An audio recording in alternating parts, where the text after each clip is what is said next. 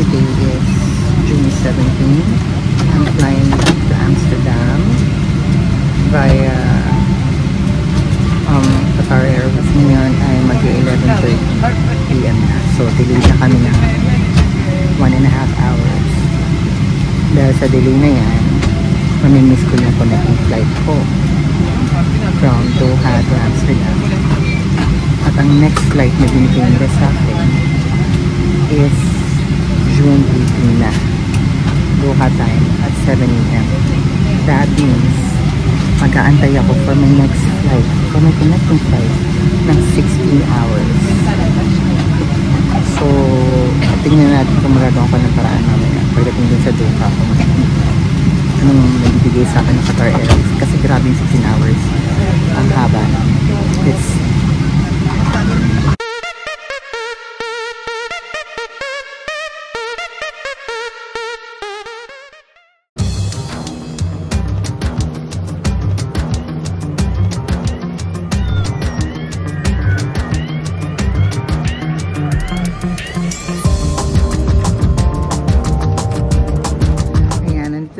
Sa Hamad International Airport sa Doha. Literal lumapag yung aeroplano namin ng 3:05. Tapos yung connecting flight ko dapat for Amsterdam will fly at 3:15. So na-miss ko talaga siya, minutes lang. Tsaka na pagbaba namin, may sumalubong na sa amin na lalaki, yung kanina yung pinakita ko. Sinalubong kami asking if our flight is connecting to Amsterdam. And then I asked what were the options, and he said na walang ibang solution that they can offer but for us to stay in a hotel until tomorrow morning. Wala talagang ibang may offer sila na flight sa amin. So I guess that's the best solution so far, kasi 16 hours nga naman kami mag-aantay. Tomorrow morning pa 7 AM yung flight namin. Ngayon they got all our passports, tapos tawag dito, kailangan natin ng transit visa dito sa Doha. So sila na nagpa-facilitate nun. Naantay na lang namin sila. Naantay na lang namin yung passport namin. So tingnan natin. May kakilala naman ako dito. May friend ako dito sa Doha. Tingnan natin kung may pwedeng ganap today. Oh my God, gusto ko na makabalik ng Amsterdam kasi may work na ako sa Wednesday. Dapat Tuesday papahinga ko. Let's see. Let's try to make the best out of this.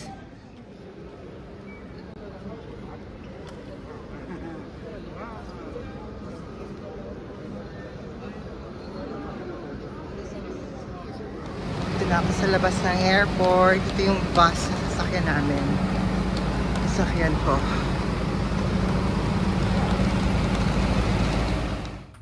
Andito na ako ngayon sa Radisson Blu Hotel, Doha. Ito, mabilis na room tour. Ito yung bathroom. Wala akong ka-share sa room. Ako lang solo. Ito yung bed. Comfortable naman. To be fair, maayos yung hotel na binigay sa akin. So, I guess makakapagpahinga ako na maayos. Ayan. Tapos yung view, ito lang nga yung view. Ayan. Andun yung pool. The pool area is quite busy today kasi Eid pala today. So, holiday. So, yung mga pamilya andyan. Ayan. Ganyan lang yung view dito. Pero, it's not bad of a room. Maayos yung room. Malinis.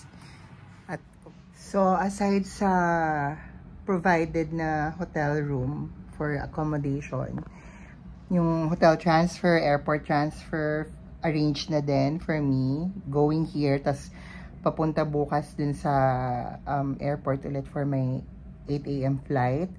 Tapos meron din akong 175 Qatar Riyals na allowance for food. Pero dito na siya i-consume sa hotel. So, I can either go to any of their outlets, yung mga restaurants. I can have their buffet or I can have their room service. Pero sa tingin ko, kasi lalabas din ako mamaya dahil yung friend ko si Beng, around the vicinity lang daw yung restaurant niya dito. So baka doon din kami kumain. Baka magpa-room service na ako mamayang late night. Tingnan natin. Kasi anaantok ako. Gusto kong matulog bago lumabas. Medyo mahaba rin naman yung stay dito. So, ikot na rin tayo sa labas kahit very, very light lang. Back! Full makeup. With Ronel and Ronel. My makeup is by Ronel. I have my friend Ben. Hi! And the kids, Amber and Yana. O, diba? Produkto ng delayed flight. Full makeup.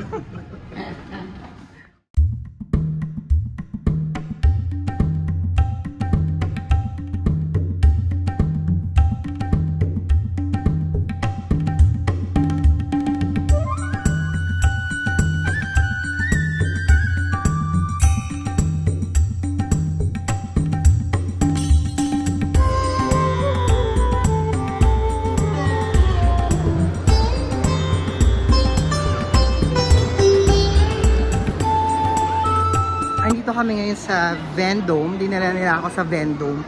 Vendome, no? Place Vendome. Place Vendome. Ito daw yung pinakamalaking tawag dito, mall dito sa Qatar. Maganda naman siya. Maganda yung architecture, para siyang European inspired. Pero na-amaze ako kasi syempre first time ko sa Middle East. I mean, humihinto lang ako dito sa Qatar before to transfer flights, yung connecting flights. Pero lumabas talaga ngayon, ang daming nakaputi. Oo, judge Yung gano'n. Ay, Yung may mga ganyan. Doon tayo ba? sa kabila. Ay! Okay. Ipit kami. Nasabi ko nga ito, may makasalubong na naman kami. Ang dami nilang mga nakaputi. Para silang, hindi ko alam kung mag-groupings ba sila. Pero sabi, at some point makikita-kita sila sa isang lugar lahat sila nakaputi. Pero syempre normal na damit lang nila yan. Pero na-amaze nga ako. Mukha akong gaga. Unti man kasi natutulala ako. Ayan, nasa likod na naman namin sila. Syempre bansa nila to. So ganyan yung kasuotan nila. At may kasama akong maganda. At siya nagpapaliwanag sa akin kasi nagugula siya, natutulala ako pag ang dami-daming parang linggo ng wika. Ganyan no, naka-national, ay hindi pa rin. May mga naka-national, parang naka-national costume sila lagi. Tapos tinatanong ko, magkikita-kita ba sila sa isang lugar? Hindi, damit lang talaga nila yan. Ayan, manunood muna kami ng fountain show daw dito. Tapos gusto ko ng kebab tsaka shawarma.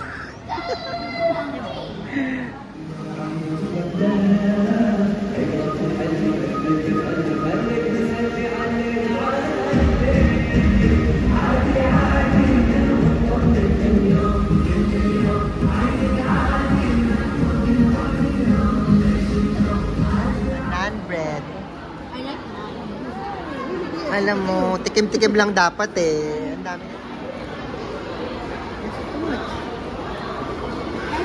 Grabe. Akala ko titikim lang kami na ito, tsaka ng KFC dito. Ang dami pa pala, may darating pa daw. Paano to? Tatay sometimes says that I'm, developing the taste of an Arab.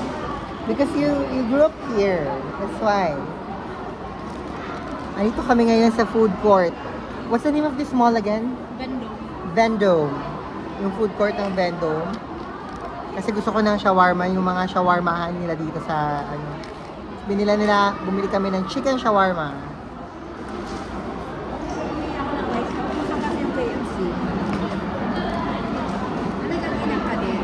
Harap. Harap. For me. Well, sarapan ako. May garlic sauce naman. Pero parang may curry din siya. Pero masarap. Pwede, laban na to. Kaya ko naman ubusin to. Kasi binilan mo pa ako ng KFC. Di ba, patikim ko lang naman sa'yo. Ito yung Biryani I'm used to. this biryani. Do you like this? Yeah, but it's not the one I'm used to. The one I'm used to is spicy. Spicy biryani.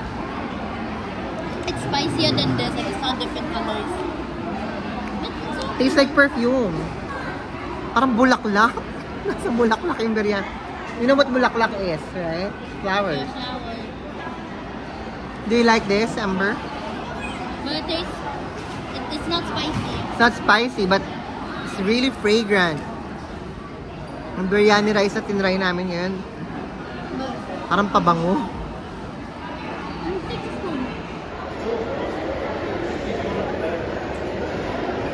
Yung friend ko, siya yung may-ari nito. Ay, hindi niyo mabasa. Ito. Flamingo Express. Dito sa... Hindi ko pa rin alam yung pangalan. Place? Place Vendom. Sa food court ng Place Vendom. So, mga Filipino food at iba't ibang Asian food yung tinda nila. Meron silang mga ube cake, may puto bongbong, may bibingka. Ikaw magsalita! Kaya mo yan. Pakita namin tinda nila. So, ayan. Meron silang cassava cake, sapin-sapin, pichi-pichi, mga kakanin. Ayan yung mga tinda nila. Mga Filipino favorites.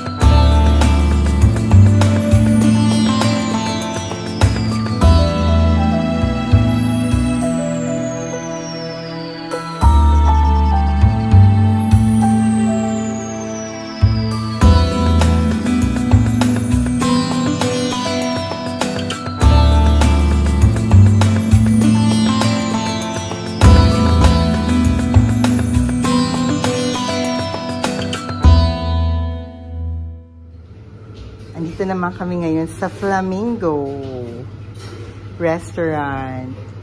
Kung kanina sa Vendom Mall, Place Vendom, andun yung Flamingo Express. Ito yung actual restaurant. Anong address nyo dito, Beng? Uy, Beng! Salwa Road? Salwa Road. She also owns this restaurant. It's a Filipino-themed restaurant, but they serve different kinds of food. May taho, may mga bopis, may sila mga ice candy. Ito yung mga actual ice candy nila. Yan. Kaya kung nasa Qatar kayo or may kakilala kayo nasa Qatar, sabihin nyo pumunta dito sa Salwa Road, Flamingo. Meron din silang mga date products. Ube cheese, pandesal. O, ito pandesal mismo. Meron silang chicharon. May mga hopia. Ba't ibang klaseng hopia. May mga cheese bread. May ensaymada. Unti na nga lang itong nasa stante ngayon kasi close na. Yun yung dalawang owners. Busy. Merong mga baked products din sila na cakes. Wala na yun. Matigas na yun. Iba't iba. Ayan. Bingka. Kadami na. May sagugulaman. Diba? Kung gusto niyo ng Filipino food, tsaka Asian fusion food, dito kayo. Invite mo sila. Dali na. Dali, nahihiya ka. Sabi mo yung address. Dito kami located sa Salwa Road sa may Qatar. Yeah. Sa Qatar, Salwa Road. So try Doha. nyo visit kapag nag-visit kayo sa Qatar, try nyo pumunta sa amin, kumain. At masarap, sobrang masarap. Yes. O kaya ipagkalat nyo sa mga kakilala nyo. Masarap dito. May taho pa. Sila ang original na nagtinda ng taho dito sa Qatar, pati puto bongbong. Kaya visit the store. It's a big restaurant. You'll surely get a place to sit. Basta pumunta na kayo. Kaloka.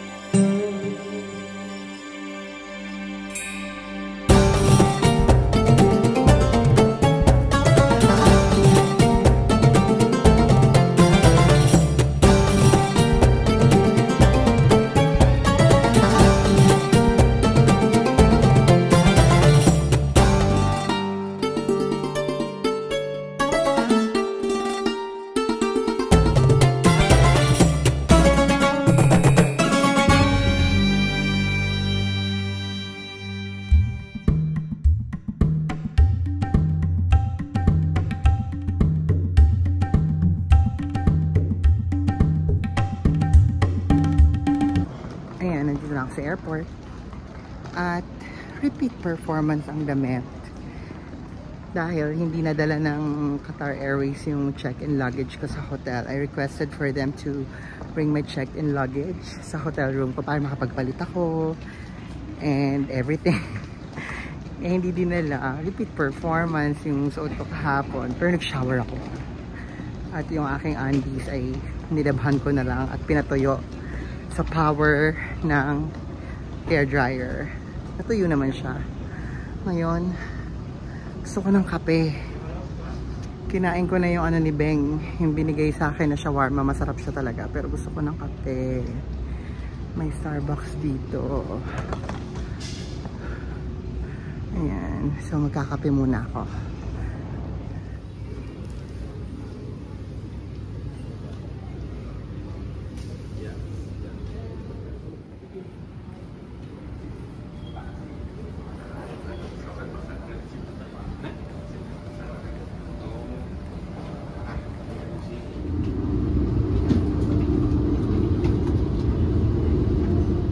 We're finally boarding, headed to Amsterdam after a long time.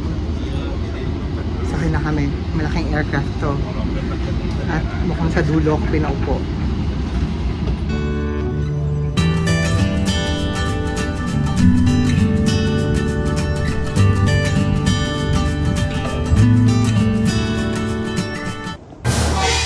Wala yung luggage ko. Okay.